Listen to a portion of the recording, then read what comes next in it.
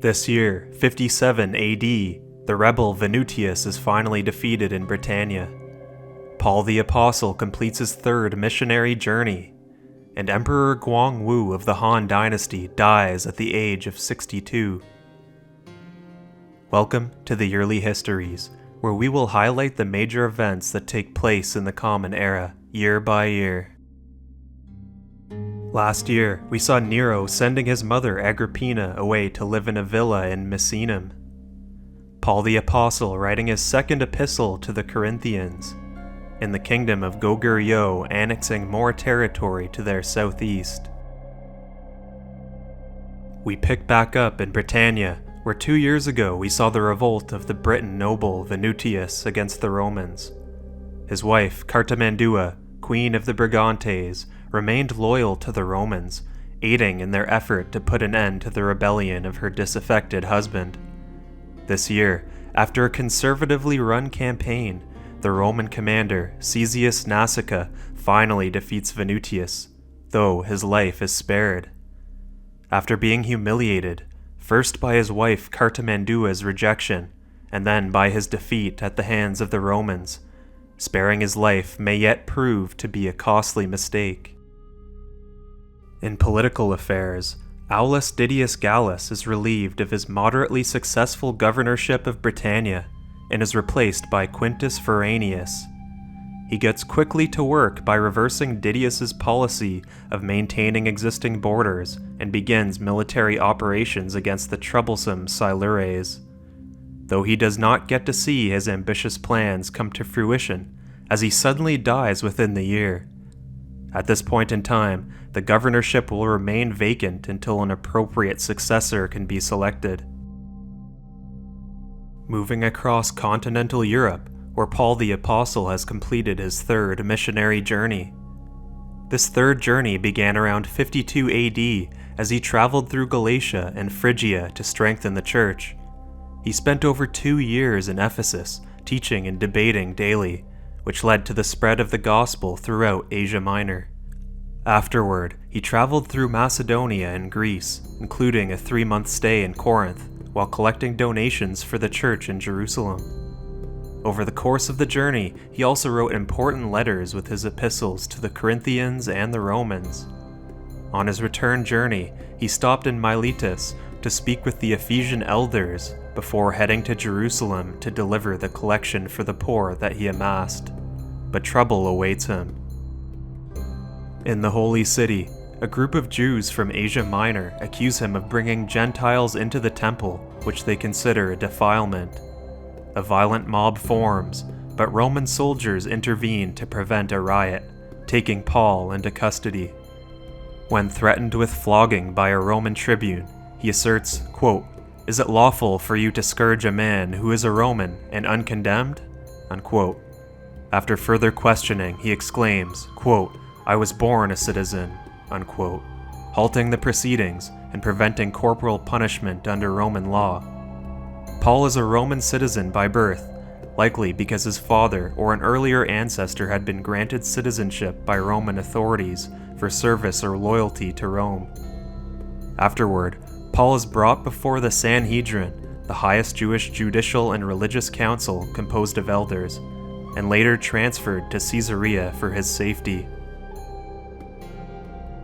In China, Emperor GUANGWU of Han is receiving envoys from a distant and mysterious island across the water. Tribute is sent from the King of Na, hailing from the large island known at this time as Wa.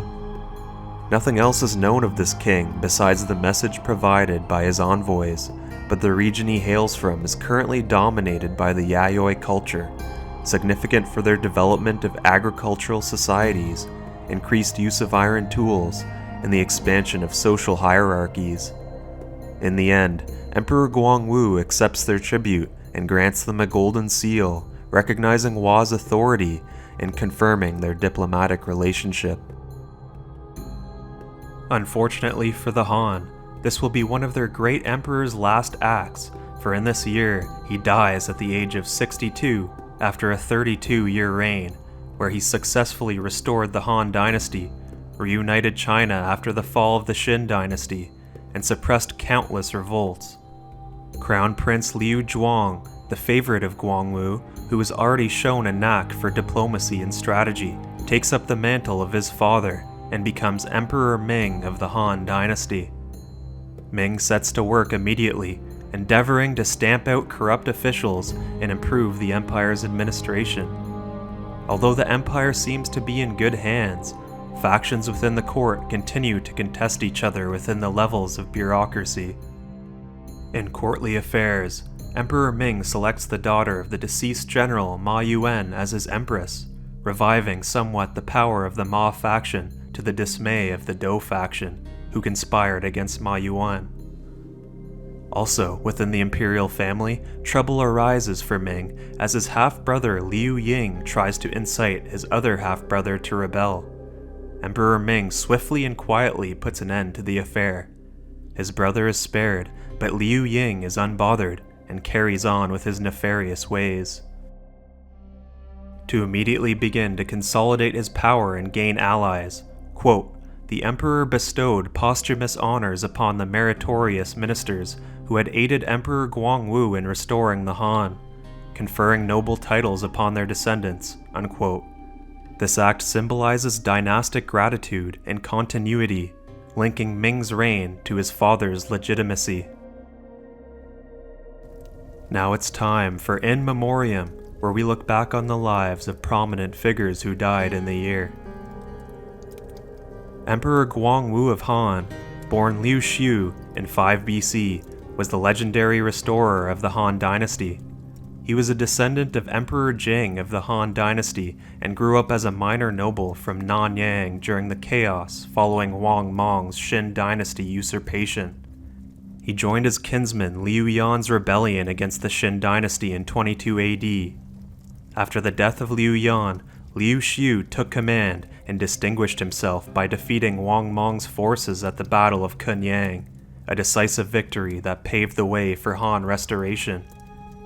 In 25 AD, he proclaimed himself emperor at Luoyang, re-establishing the imperial order after years of civil war.